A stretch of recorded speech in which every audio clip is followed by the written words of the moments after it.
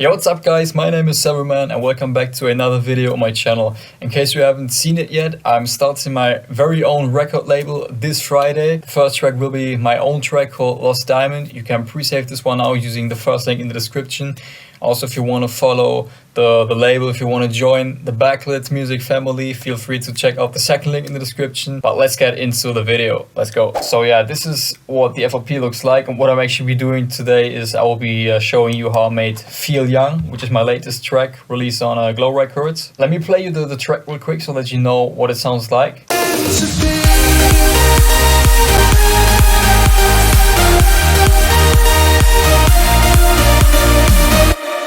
So yeah, I guess most of you guys already know this one. And also actually for this video, we'll be giving away a little sample pack that Glare and I have made. So if you want to grab some of the samples that we used here in this track, if you want to have those samples, make sure to check out the third link in the description. You can grab this one for free. You'll just need to follow us on Spotify. I think that's a fair deal. So let me show you what the leads sound like in the drop.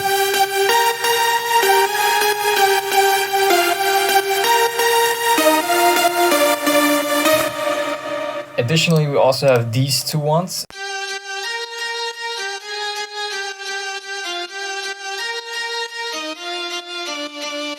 So the routing might seem a bit chaotic, but I have most of my layers routed to channel 20, where I have a bit of reverb here going on and delay, as well as a bit of stereo width and a sidechain here. Then I have this delay at the end of the drop in order to add a nice, sort of transition into the second breakdown. Let me show you this real quick. So that's what it will sound like without the delay, and now with the delay on.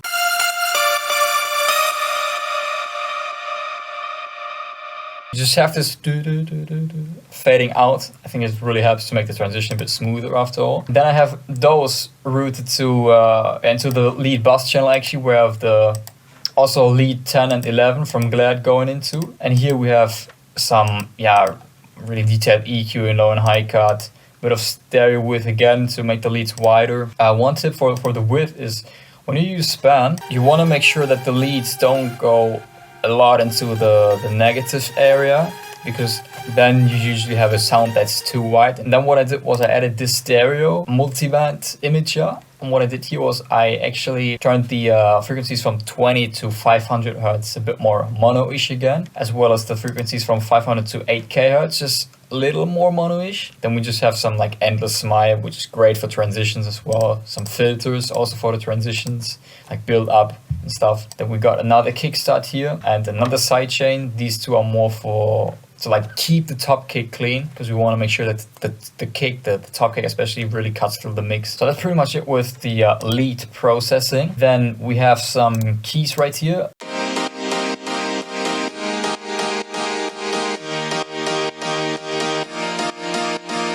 Didn't really do a whole lot to these, just some EQ and some like stereo enhancing and sidechain, of course. Let me just show you like the other sounds that we have here. So we got some rides and some weird ta-ta-ta sound.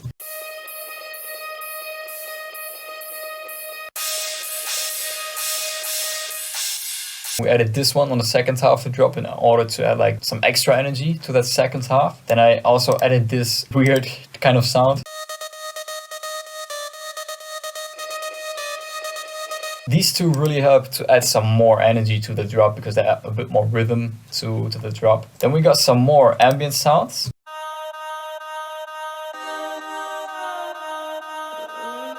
Then we got some rides. Actually, this one is muted. We only ended up using this one.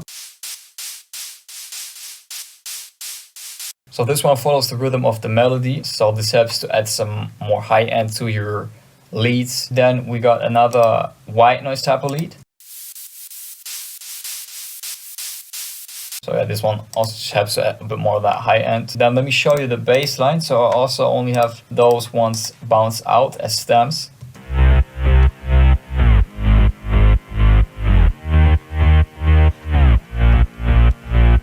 These were the ones I got from Glad, and then I wanted to add something to the high end, because as you can hear, the high end is cut away. So what I did was I let one silent one and one spire.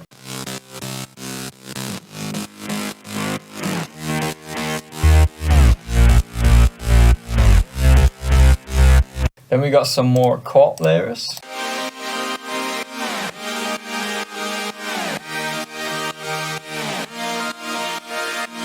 Some more ambient sounds. We got some more crashes and crowd FX sounds, as well as these downlifters. Then we have some claps right here.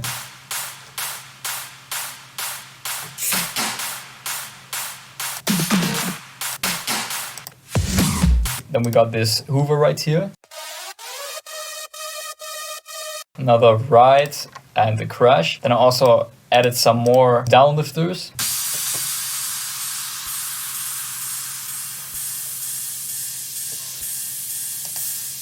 Then we got the kick drum, as well as some additional sounds on the second half of the drop.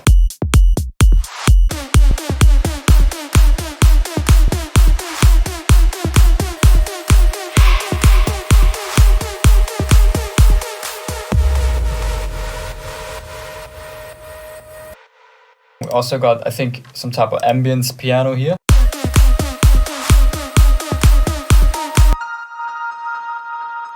So I think this one is a Nexus piano.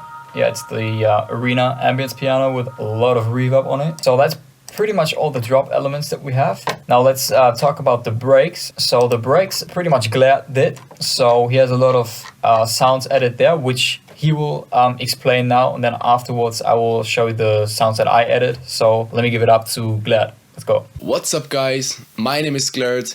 And in this video I'm gonna show you how Severman and I created the breakdown for our latest track Feel Young on Glow Records, together with the amazing singer and songwriter Tom Hemming. Yeah, first of all I have to say I'm now working in FL Studio. I usually work in Cubase, but the original project file is on my old computer that crashed like 1 year ago. So now I'm working in Severman's FLP to show you how we made this track together. First of all, let's start with the signature part of the breakdown, the piano. The piano is sounding like this.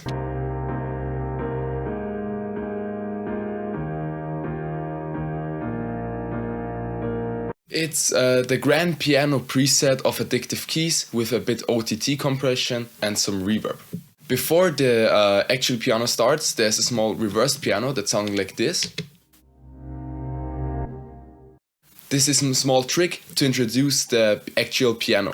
It's like the first note cut out, reversed and put some reverb on it to bring like this small fill effect. In the background there's also playing a small ambient sound sounding like this.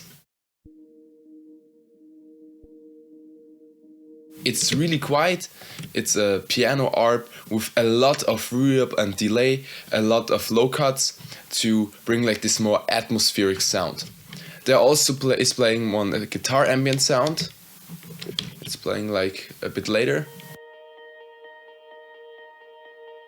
Together with the piano ambience, it's sounding like this. And then there also is another ambient sound sounding like this. Like a sustain note. And then this small hoover. That's like the main basic atmospheric and piano sound. I will show you now how it sounds only with the ambience and the piano. It's sounding like this.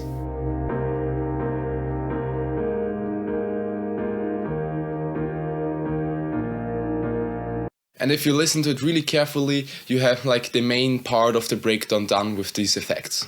Later on we added a small pad sounding like this.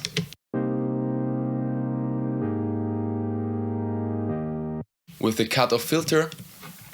I think it's a preset of Silent 1, like a Garrick sounding like preset. And also there's a small guitar in the background again. To introduce always the next part, we also added some downlifters, crashes and some impacts. They're all sounding like this.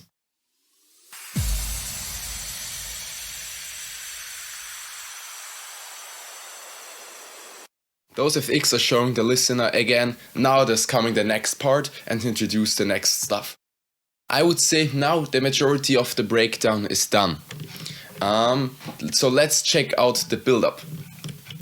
For the build-up we used the long snare fill, a few rolls and a riser to introduce the drop. There's also playing some extra sounds like the filtered melody, and now let's check it out. It's sounding like this.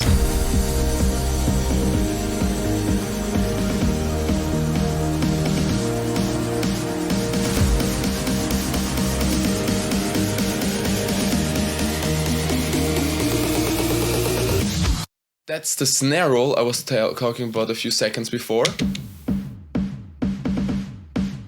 You can hear the highs are filtered, and when we get to the drop, they're more opened up.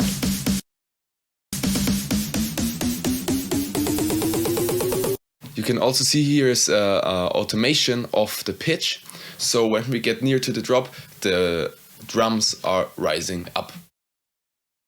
There's also a snare roll playing in the background sounding like this solo lead. Together with the snare roll it's sounding like this.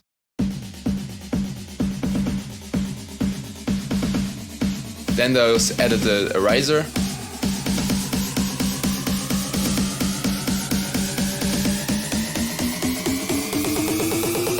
And now we have a lot of energy to introduce the drop. In the background of the track there's also playing a breakdown kick sounding like this.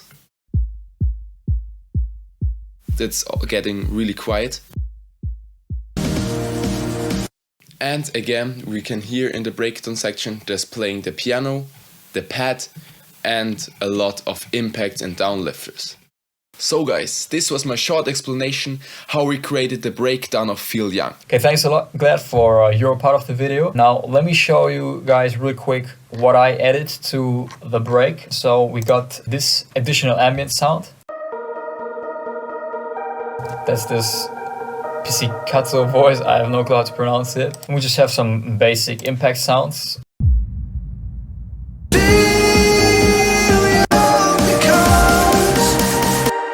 And we got this FX sound. Then I think that's pretty much it that I added to the first break, except for the vocal, of course. Then let me show you real quick what I added to the second break. So on the second break I have this string. It's from Flex. Then in the second break the difference is also that we're adding the drums earlier already. Remember what we used to do. Then later on I'm adding this Cashmere Snap. 'Cause times moved on and I don't know where I was.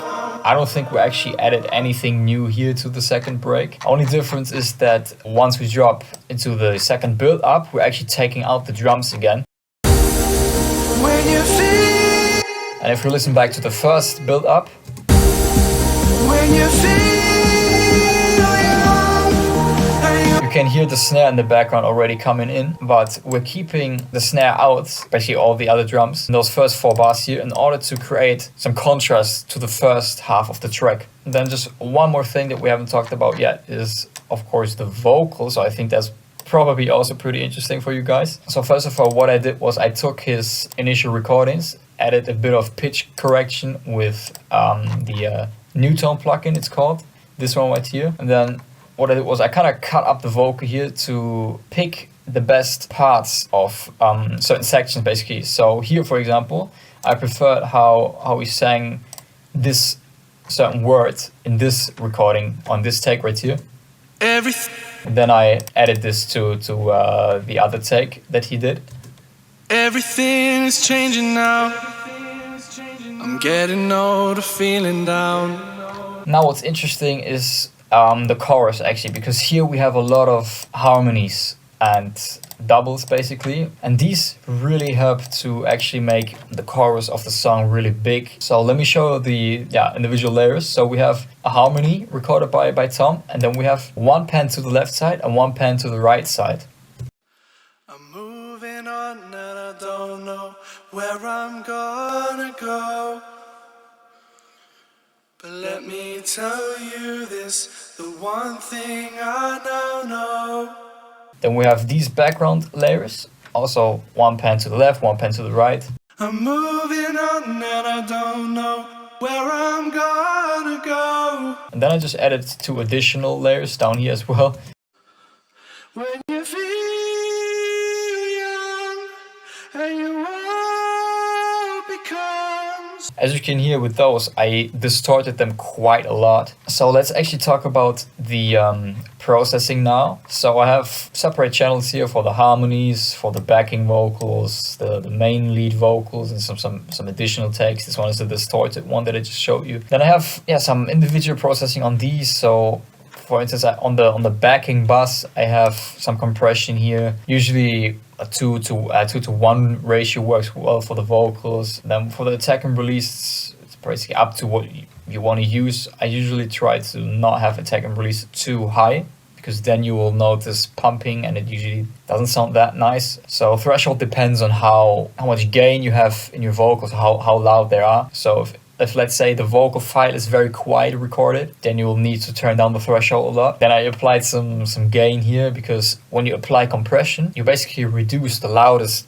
parts of your signal. So yeah, I have basically separate compression on the individual channels. So on the harmony bass I have a compressor, on the backing bass I have a compressor, on the lead vocal I have a compressor. Then I also just have like some EQ, and this really depends on how your vocal sounds, on like what mic you used, how you recorded the vocal, like how was your acoustic treatment. And I also have this pitcher. This one also, it's kind of like auto-tune, so just make sure the pitch is correct, but I just have it on like medium, so it's not too much. Yeah, then what I did was I basically routed all of those channels to the vocal bass channel. Then here we have sort of the main processing going on. This one we're really gluing all the layers together. So we have low and high cut here, taking out some of that low end to not have the vocals too boomy. Then we have some additional compression here to just glue everything a bit more together. Then we got this soft clipper right here. Some more EQing, so this is actually quite intense here. Then I just added some reverb with the P controller in order to sidechain the reverb to the dry signal. Then we have some delay here. This one is let me actually talk about the delay, because this one is really important here for this track. So in the verse, for instance, we have quite some gaps here between the words. Everything is different now. And I filled up these gaps with the delay. So without the delay, it would sound like that. Everything is different now. Took a while to figure out. So what I did was, in order to push a bit into the backgrounds, I added a bandpass filter. And then it's also just, relatively quiet, it's not too loud. Then I have this additional delay. This one is also just like at 10%. So this one is just like really slightly in the background. Everything is different now. Took a while to figure out. Then we got this one, and I used this frequency splitter in order to apply some de-essing to the vocals. So what I did was I routed the high end to a separate channel, and then I just added some really heavy compression on this high send channel. So this allows to only compress those S sounds in the vocal, because these are usually quite harsh. Let me show you how it would sound without this one. But let me tell you this. Now with the de-essing, But let me tell you this.